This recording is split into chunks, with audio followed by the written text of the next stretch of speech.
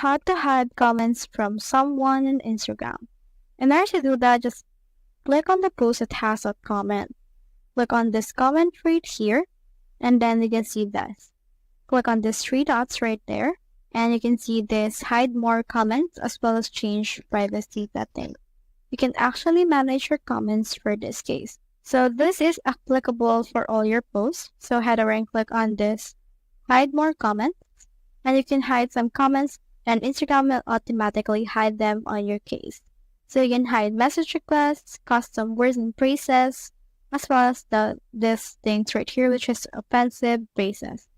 So we can also do so again. Let's head over and click on the three dots and click on this manage custom word list.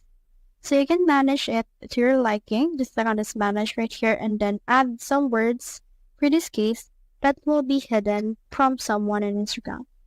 So that's the whole process. Hope we helped.